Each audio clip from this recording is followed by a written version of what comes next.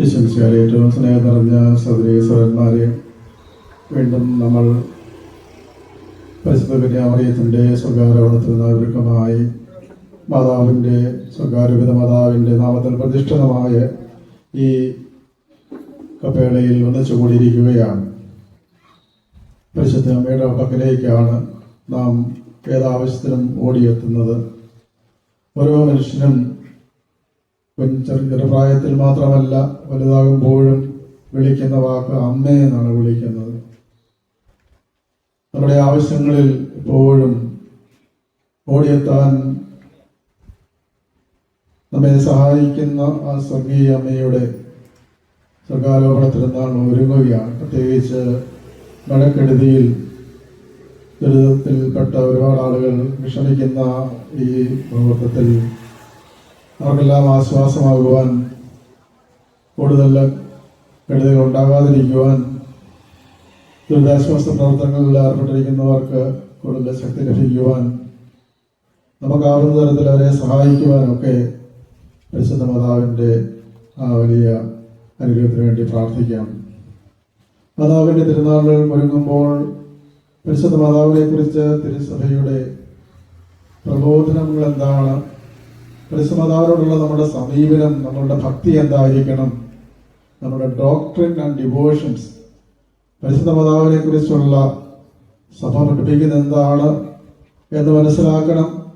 ഉത്തമമായ ശരിയായ ഭക്തി ഉണ്ടാവുകയും ചെയ്യണം.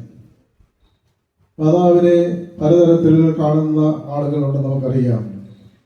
പ്രത്യേകിച്ച് പ്രൊട്ടസ്റ്റന്റ് പെന്തക്കോസ്റ്റൽ പാരമ്പര്യങ്ങളിൽ പരിശുദ്ധ മാതാവിന് ചിലപ്പോൾ ഒരു സ്ഥാനവുമില്ല, മാതാവിന് യാതൊരു സ്ഥാനവും കൊടുക്കാറില്ല. വേറൊരു വശത്തോട്ട് പോകുമ്പോൾ മാതാവിന് അമിത പ്രാധാന്യം കൊടുക്കുന്ന ആളുകളുമുണ്ട്. അതുകൊണ്ട് പരിശുദ്ധ മാതാവിനെ കുറിച്ചുള്ള സഭയുടെ ദർശനങ്ങൾ മനസ്സിലാക്കി നമ്മളുടെയും വിശ്വാസവും നമ്മളുടെയും വണക്കവുമെല്ലാം ദൈവവൽക്കരിക്കുവാൻ ഉള്ള അവസരം കൂടിയാണ് ഇങ്ങനെയുള്ള പെരുന്നാൾ അവസരം. മാതാവിനെ നമ്മൾ ആദ്യമായി വിളിക്കുന്നത് പരിശുദ്ധ കന്യകാമറിയം എന്നാണ്. വിശുദ്ധ കന്യകാമറിയം എന്ന് പറയത്തില്ല, മാതാവിനെ പരിശുദ്ധ എന്ന് ചേർത്താണ് പറയുന്നത്. അതിന് കാരണം പരിശുദ്ധ കന്യാമറിയത്തിൻ്റെ അദ്വിതീയമായ അന്യൂനമായ പരിശുദ്ധി തന്നെയാണ്.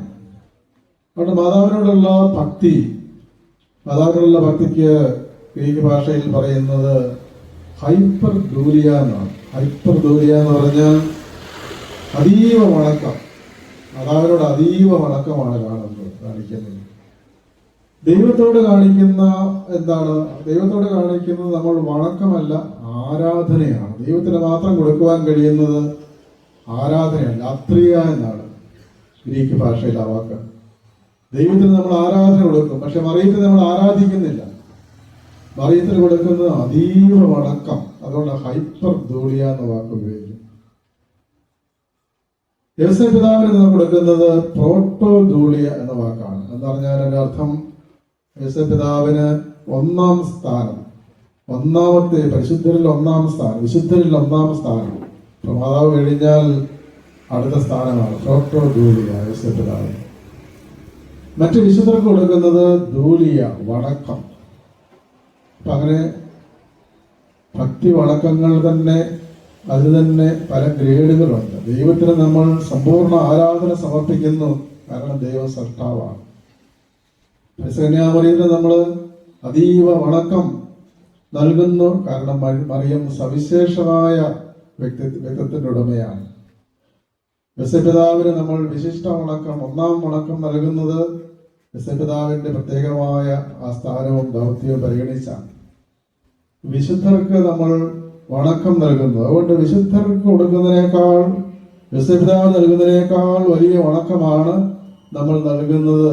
അതുകൊണ്ട് മാതാവിനെ ഹോളി മേരി എന്ന് വിളിക്കുന്നതിന് കാരണം അതാണ്. പരിശുദ്ധ അമ്മ, പരിശുദ്ധ മാതാവ് എന്നാണ്. ഗ്രീക്ക് സഭയിൽ ഈ സ്വർഗാരോഹണത്തിൽ നിന്ന് ഒരുക്കമായി നടത്തുന്ന പ്രാർത്ഥനകളില് പാരാക്ലീസിസ് എന്നൊരു പ്രാർത്ഥനയുണ്ട്. 9-ാം നൂറ്റാണ്ടിൽ എഴുതിയ പ്രാർത്ഥന അപേക്ഷകളാണ്. അതിൽ പറയുന്നു, O holy, most holy Theotokos, save us അതീവ പരിശുദ്ധയായ ദൈവമാതാവെ ഞങ്ങളെ രക്ഷിക്കണമെന്ന് പറയുന്നു. ദൈവമാണ് രക്ഷിക്കുന്നത്. പക്ഷെ മാതാവിനെയും ഞങ്ങളെ സംരക്ഷിക്കണമെന്നാണ് ഉദ്ദേശിക്കുന്നത്. ഞങ്ങളെ സംരക്ഷിക്കണമേ എന്ന് പ്രാർത്ഥിക്കുന്നുണ്ട്. അതുപോലെ തന്നെ സഭയുടെ 6-ാം നൂറ്റാണ്ടിൽ രചിച്ച വലിയ ഒരു കിഴക്കൻ സഭയിലുള്ള പ്രാർത്ഥനാ ഗീതമാണ് അഗസ്തിസ്തോസ് ഗീതം. മാതാവിനെ സ്തുതിച്ചുകൊണ്ടുള്ള ഗീതമാണ്. ഗ്രീക്ക് ഭാഷയിൽ 22 അക്ഷരങ്ങളാണ് ഉള്ളത്. ഓരോ അക്ഷരവും ചേർത്ത് 22 പാദങ്ങളുള്ള സ്റ്റാൻസാകളുള്ള അഗസ്തിസ്തോസ് ഗീതം. അത് എഴുന്നേറ്റ് നിന്നുകൊണ്ടാണ് ആ ഗീതം ആലപിക്കേണ്ടത്. 6-ാം നൂറ്റാണ്ടിൽ റൊമാനൂസ് എന്ന ക്രിസ്തീയ കവി രചിച്ച ആ പ്രാർത്ഥന ഗീതമാണ്. അതിൽ പറയുന്നത് ഹോളി എമംഗ് ഹോളി, പരിശുദ്ധരിൽ പരിശുദ്ധയായവളെ എന്നാണ് മാതാവിനെ വിളിക്കുന്നത്. സഭയുടെ ആദ്യകാലം മുതൽ തന്നെ പരിശുദ്ധ മാതാവിന് കൊടുക്കുന്ന വലിയ പദവി, വിശേഷ പദവി, മാതാവ് പരിശുദ്ധരിൽ പരിശുദ്ധയാണ്, അതീവ വിശുദ്ധയാണ്. മാതാവിന്റെ ഈ പരിശുദ്ധി, മാതാവിനെ പരിശുദ്ധ എന്ന് വിളിക്കുവാൻ കാരണം എന്താണ്? അതാണ് നമ്മൾ സുവിശേഷത്തിൽ നിന്ന് വായിച്ചു കേട്ടത്. ഈശ്വരക്കാരുടെ സുവിശേഷം 1-ാം അധ്യായം 26-ാം വാക്യത്തിൽ സാം ലേക്ക് മലീത്ത തൈബൂസ മാറൻ അമേഖ് ബ്രീഹസ് ബനേശെ സുറിയാനി ഭാഷയിൽ ഇത് പറയുന്നത് അങ്ങനെയാണ്. നമ്മൾ സാധാരണ നമ്മുടെ ബൈബിളിൽ കാണുന്ന വ്യത്യസ്തമായിട്ടാണ് സുറിയാനി ബൈബിളിലുള്ളത്. അതാണ് ഞാൻ വായിച്ചത്. അതെന്താണ്? കൃപാപൂരിതയായവളെ നിനക്ക് സമാധാനം. പറയത്തെ വിളിക്കുന്നത് മലീത്ത തൈബൂസ, കൃപാപൂരിതയാണ്, കൃപ നിറഞ്ഞവളെ നിനക്ക് വന്ദനം എന്നാണ് പറയുന്നത്. മാറൻ അമ്മേക്ക്, കർത്താവ് നിന്നോടുകൂടെ. അവിടെ ഒരു വാക്കൂടെ കൂട്ടിച്ചേർക്കുന്നുണ്ട്, നീ സ്ത്രീകളിൽ അനുഗ്രഹീതയാകുന്നു. സാധാരണ ഏലീശ്വ പിന്നീട് 42-ാം വാക്യത്തിൽ പറയുന്ന ആ വാക്ക് മാലാഖ തന്നെ പറയുന്നതായിട്ടാണ് സുറിയാനി പ്രശസ്ത ബൈബിളിൽ കാണുന്നത്. അപ്പോൾ സ്വർഗത്തിൽ നിന്നും ഒരു മാലാഖ, അതൊരു മുഖ്യദൂതൻ, താഴെ ഇറങ്ങി വന്ന് നിന്ന് ഒരു വ്യക്തിയോട് ഇങ്ങനെ ആശംസിക്കുകയാണ്, കൃപ നിറഞ്ഞവളെ സ്വസ്തി, കർത്താവ് നിന്നോടുകൂടെ, നീ സ്ത്രീകളിൽ അനുഗ്രഹിക്കുക എന്ന് പറഞ്ഞാൽ സ്വർഗത്തിന്റെ ഒരു പ്രഖ്യാപനമാണ് മാലാഖ നടത്തുന്നത്. സ്വർഗം പ്രഖ്യാപിക്കുകയാണ്, പരിശുദ്ധ കന്യാമറിയം കൃപ നിറഞ്ഞവളാണ്, ദൈവത്തിന്റെ കൃപയും അനുഗ്രഹവുമെല്ലാം നിറഞ്ഞ കൃപയുടെ നിറകുടമാണ് പരിശുദ്ധ കന്യാമറിയം. അതുകൊണ്ട് നീ സ്ത്രീകളിൽ അനുഗ്രഹീതയാണ്, സകല സ്ത്രീകളിലും അനുഗ്രഹീതമായ സ്ഥാനമാണ് നിനക്കുള്ളത് എന്നാണ്. അപ്പൊ മാതാവിന്റെ മുമ്പിൽ നിന്നുകൊണ്ട് ഇത് പറയുമ്പോൾ പരിശുദ്ധ അമ്മ ചെറുതായി ഒന്ന് അസ്വസ്ഥയായി എന്ന് പറയുന്നുണ്ട്. എന്നാൽ നമ്മൾ പഴയ നിയമത്തിലേക്ക് നോക്കുമ്പോൾ ഇതുപോലെ ഒരു ദൈവദൂതൻ വന്ന് ഒരാളോട് സംസാരിക്കുന്ന ഭാഗമുണ്ട്.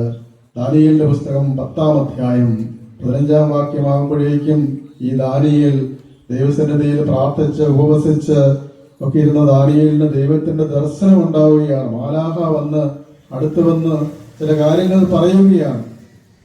ഈ ദർശനം കണ്ടപ്പോഴേക്കും അദ്ദേഹം ഞെട്ടി വിറച്ച് ഭയന്ന് തളർന്നു. അതിൽ പറയുകയാണ് 15-ാം വാക്യത്തിൽ, പ്രഭു, ഈ ദർശന നിമിത്തം ഞാൻ വേദന അനുഭവിക്കുന്നു, എന്റെ ശക്തി ക്ഷയിച്ചു പോയിരിക്കുന്നു. അപ്പോ വലിയ മാലാഖയുടെ, സ്വർഗത്തിന്റെ വലിയ സാന്നിധ്യം, അതിനു മുമ്പിൽ മനുഷ്യൻ നിൽക്കാൻ സാധിക്കുകയില്ല.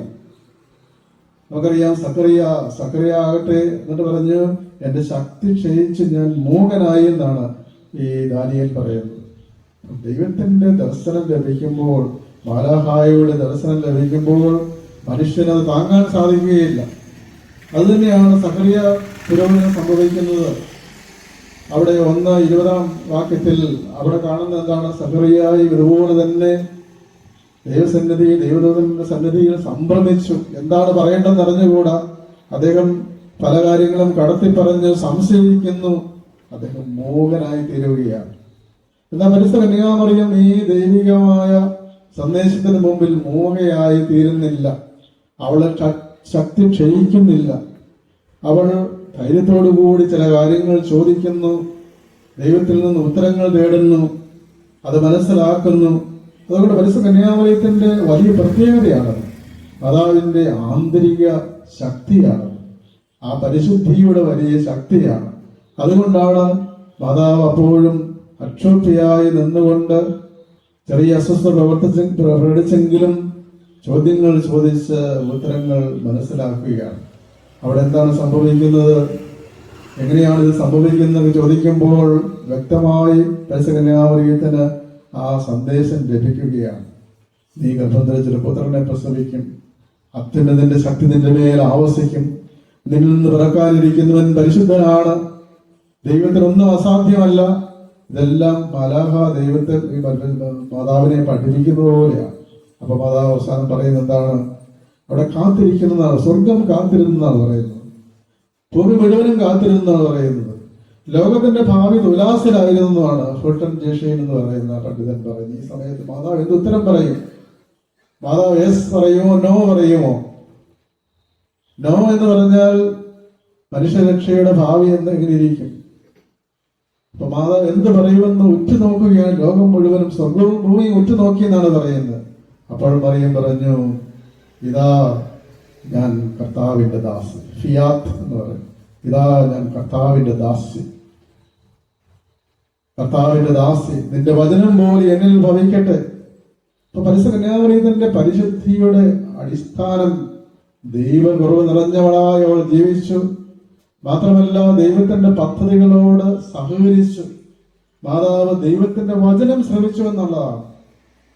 മാലാഹ അറിയിക്കുന്ന വാക്കുകൾ പറയുന്ന പേരാണ് എവാങ്കേലിയോൻ എന്ന് പറഞ്ഞാൽ ഏഞ്ചൽ അറിയിക്കുന്നതെന്നാണ്. അപ്പോൾ ആദ്യമായി ലോകത്തിൽ സുവിശേഷം കേട്ട വ്യക്തി പരിശുദ്ധ കന്യാമറിയമാണ്. അപ്പൊ ആ മാലാഹായുടെ വാക്ക് കേട്ടു. വചനം കേൾക്കുക എന്ന് പറഞ്ഞാൽ അതിന്റെ അർത്ഥം അത് പുറമേ കേൾക്കുകയല്ല, ഉള്ളിൽ കേട്ടു, അതനുസരിച്ചു എന്നാണ്. പരിശുദ്ധ കന്യാമറിയത്തിൽ വചനം ശ്രവണമായിരുന്നു മാതാവിന്, വചന ശ്രവണം. ആദിമാതാവായ ഹവ്വ ആ വചനം കേട്ടില്ല, അവളുടെ കാതുകൾ അടഞ്ഞിരുന്നു എന്നാണ് പറയുന്നത്. ദൈവവചനം കേട്ടില്ല, പിശാചിന്റെ വചനം കേട്ടു. പരിശുദ്ധ കന്യാമറിയമാകട്ടെ അവളുടെ കാതുകൾ തുറന്നു. അങ്ങനെ വചനം മാംസമായി. മറപ്രയം സഭാപിതാവ് സുറിയാനി സഭാപിതാവ് അപ്രയം പറയുന്നത് പരിശുദ്ധ കന്യാമറിയം ആ കാതുകളിലൂടെയാണ് ദൈവവചനം ശ്രവിച്ച് ഈശോയെ ഗർഭം ധരിക്കുന്നത്. നമ്മളുടെ കാതുകൾ, നമ്മളുടെ അന്തരംഗം, നമ്മുടെ ഉള്ളിൻ്റെ ഉള്ള് കർത്താവിന്റെ സ്വരം കേൾക്കണം. അപ്പൊ ആ സ്വരം കേൾക്കുമ്പോൾ കർത്താവ് നമ്മിൽ വസിക്കും, കർത്താവിന് അനുഗ്രഹം ഉണ്ടാകണം. മാതാവിന്റെ പരിശുദ്ധിയുടെ അടിസ്ഥാനം കർത്താവിന്റെ വചനത്തോടുള്ള അനുസരണമാണ്. വചനം അനുസരിക്കുന്ന ജീവിതം അതായിരുന്നു മാതാവിനുണ്ടായിരുന്നത്. അതുപോലെ തന്നെ പരിശുദ്ധ കന്യാമറിയം വചനം സ്വീകരിച്ചത് പങ്കുവെച്ചു. ഈ ദൂത് ലഭിക്കുന്ന ഉടൻ തന്നെ ഇളയമയ ഏലീശോയെ സന്ദർശിക്കാൻ പോവുകയാണ്. പരിശുദ്ധാത്മാവ് നിറഞ്ഞു, അത്യുന്നതിന്റെ ശക്തി നിന്റെ മേൽ ആവസിക്കും. ആ പരിശുദ്ധാത്മാവ് നിറഞ്ഞ ഒരു വ്യക്തിയുടെ സ്വഭാവം എന്താണ്? എപ്പോഴും നന്മ ചെയ്യുവാൻ കൊതിക്കുന്ന കാലുകൾ. തിടുക്കത്തിൽ മലമുകളിലേക്ക് പോയെന്നാണ് പറയുന്നത്. തിടുക്കത്തിൽ പോവുകയാണ്, ശുശ്രൂഷ ചെയ്യുവാൻ, സേവനം ചെയ്യുവാൻ വേണ്ടിയുള്ള യാത്രയാണ് മാതാവിൻ്റെ. മാത്രമല്ല വീട്ടിൽ ചെന്ന് കഴിഞ്ഞ് മാതാവ് കൃതജ്ഞതാ സ്തോത്രം പാടുകയാണ്. എന്റെ ആത്മാവ് കർത്താവിനെ മഹത്വപ്പെടുത്തുന്നു, എന്റെ ചിത്രം രക്ഷകനായ ദൈവത്തിൽ ആനന്ദിക്കുന്നു. പരിശുദ്ധ മാതാവിന്റെ ഹൃദയം, മനസ്സ് എന്താണ്? ദൈവത്തിൽ ആനന്ദിക്കുന്ന ഒരു മനസ്സാണ്. എന്റെ ഹൃദയം ദൈവത്തിൽ ആനന്ദിക്കുന്നു. ഇപ്പൊ ദൈവത്തിന്റെ പദ്ധതികളോട് സഹകരിച്ച് ജീവിക്കുമ്പോൾ, ദൈവത്തിൽ ആനന്ദിച്ച് ജീവിക്കുമ്പോൾ ദൈവം നൽകുന്ന അനുഗ്രഹമാണ് ഈ കൃപ. ആ കൃപയുടെ പൂർണ്ണതയാണ് മാതാവിലുള്ളത്. പരിശുദ്ധ കന്യാമറിയത്തിന്റെ പരിശുദ്ധി അത് ദൈവത്തിന്റെ വലിയ ദാനമാണ്. ആ ദാനത്തോട് മറിയം സഹകരിച്ചു എന്നുള്ളതാണ്. കത്തോലിക്ക സഭയുടെ വേദോപദേശ സംഹിത 487 ഖണ്ഡികയിൽ പറയുന്നുണ്ട്, മറിയത്തിലുള്ള കത്തോലിക്ക സഭയുടെ വിശ്വാസം അത് ഈശോയിലുള്ള വിശ്വാസ അധിഷ്ഠിതമാണ്. മാതാവിൽ നമ്മൾ വിശ്വസിക്കുന്നത്, മാതാവിന്റെ അവദാനങ്ങൾ കീർത്തിക്കുന്നത്, അതിന്റെ അടിസ്ഥാനം ഈശോയിലുള്ള വിശ്വാസത്തിൽ നിന്നാണ്. അത് അധിഷ്ഠിതമാണ്. മറിയത്തെക്കുറിച്ച് സഭ പഠിപ്പിക്കുന്നതും ഈശോമിശിഹായിലുള്ള വിശ്വാസം പ്രകാശിക്കുന്നതാണ്. ഈശോമിശിഹായിൽ വിശ്വസിച്ചുകൊണ്ട്, കർത്താവിനെ സ്നേഹിച്ചുകൊണ്ടാണ് മറിയത്തെക്കുറിച്ച് നമ്മൾ മനസ്സിലാക്കുന്നത്. അവിടെ ദൈവത്തിന്റെ വലിയ പദ്ധതി ദൈവം മറിയത്തെ മുൻകൂട്ടി നിശ്ചയിച്ചുകൊണ്ടാണ് ഈ വത്തിക്കാൻ കൗൺസിലിന്റെ ഡിഗ്രി വത്തിക്കാൻ കൗൺസിലിന്റെ ഡിഗ്രി തിരുസഭയെ കുറിച്ചുള്ള ഡിഗ്രിയിൽ 56-ാം ഖണ്ഡികയിൽ 61-ാം ഖണ്ഡികയിലും പറയുന്നുണ്ട്, ദൈവം മറിയത്തെ മുൻകൂട്ടി നിശ്ചയിച്ചു ദൈവത്തിന്റെ അമ്മയായി തീരുവാൻ വേണ്ടി. ഒരു സ്ത്രീ മരണത്തിന് കാരണമായെങ്കിൽ മറ്റൊരുവൾ ജീവന്റെ കാരണമായെന്നാണ്. അപ്പൊ മറിയത്തെ കുറിച്ച് സഭ പഠിപ്പിക്കുന്നത് എന്താണ്? ദൈവത്തിന്റെ അമ്മയാകുവാൻ പ്രത്യേകമായി ദൈവം മുൻകൂട്ടി നിശ്ചയിച്ച ഒരു വ്യക്തിയാണെന്നുള്ളതാണ്. പഴയ നിയമത്തിലെ വനിതാ രത്നങ്ങളുടെ പേര് പലതും എടുത്തു പറയുന്നുണ്ട്. സഭയുടെ തിരുസഭയെ കുറിച്ചുള്ള ഖണ്ഡികയിൽ 55-ാം ഖണ്ഡികയിൽ പറയുന്നത് അവിടെ നീണ്ടൊരു നിര, ദൈവ പദ്ധതിയോട് സഹകരിച്ച വനിതകളുടെ സ്ത്രീകളുടെ നീണ്ടൊരു നിരയുണ്ട്. അതിൽ കാണുന്നത് ആരെയൊക്കെയാണ്? Sarah, Hannah, Deborah, Ruth, Judith, Esther, ഇവരെയൊക്കെ തുടങ്ങിയ ഒത്തിരി ആളുകളുണ്ട്. ഈ പരമ്പരകളില് സെഹിയോന്റെ ശ്രേഷ്ഠ പുത്രിയാണ് പരിശുദ്ധ കന്യാമറിയം എന്നാണ് തിരിച്ചു പഠിപ്പിക്കുന്നത്. അപ്പോൾ പഴയ നിയമത്തിൽ കാണുന്ന ആ വനിതാ രത്നങ്ങളുടെ രത്നമാണ് പരിശുദ്ധ കന്യാമറിയം എന്ന് പറയുക. ഇവിടെ മാതാവിന്റെ പരിശുദ്ധി അത് അംഗീകരിച്ചുകൊണ്ട് പ്രഖ്യാപിച്ചുകൊണ്ട്, പ്രത്യേകിച്ച് പാശ്ചാത്യ സഭയിൽ 1854 ഡിസംബർ 8-ാം തീയതിയാണ് മാതാവിന്റെ അമലോത്ഭവ സത്യം പ്രഖ്യാപിക്കുന്നത്. ആ അമലോത്ഭവ സത്യ പ്രഖ്യാപനം അവിടെ പറഞ്ഞിരിക്കുന്ന സർവശക്തനായ ദൈവത്തിന്റെ കൃപയാലും മാനവവംശത്തിന്റെ രക്ഷകനായ ഈശ്വരയുടെ യോഗ്യതയാലും മറിയത്തെ ഉത്ഭവഭാവ സ്പർശമില്ലാതെ കാത്ത് സംരക്ഷിച്ചുവെന്നാണ് അവിടെ പ്രഖ്യാപിച്ചത്. കന്യാമറിയം പാപരഹിതയായിരുന്നു. അത് ഓർത്തഡോക്സ് സഭകളും മറ്റു സഭകളും അങ്ങനെ നിർവചനം അംഗീകരിക്കുന്നില്ലെങ്കിൽ തന്നെയും പരിശുദ്ധ കന്യാമറിയം പാപരഹിതയായിരുന്നു, സമ്പൂർണ്ണ പരിശുദ്ധിയായിരുന്നു എന്നുള്ളത് എല്ലാ സഭകളും അംഗീകരിക്കുന്നുണ്ട്. അതുകൊണ്ടാണ് പൗരസ്ത്യ സഭകളില്, ഗ്രീക്ക് സഭകളിൽ മാതാവിനെ വിളിക്കുന്ന ധനേജിയ, ഓൾ ഹോളി എന്നാണ്, സമ്പൂർണ്ണ പരിശുദ്ധ എന്നാണ് വിളിക്കുന്നത്. മാതാവിന്റെ പള്ളികൾക്ക് പറയുന്ന പേര് തന്നെ ധനാജിയ പള്ളികൾ എന്നാണ്. അപ്പൊ മാതാവിന്റെ പ്രത്യേകത എന്തായിരുന്നു? മാതാവിന്റെ പ്രത്യേകത അവൾ മനുഷ്യകുലത്തിന് മുഴുവനും രക്ഷയുടെ നിദാനമായി തീർന്നു.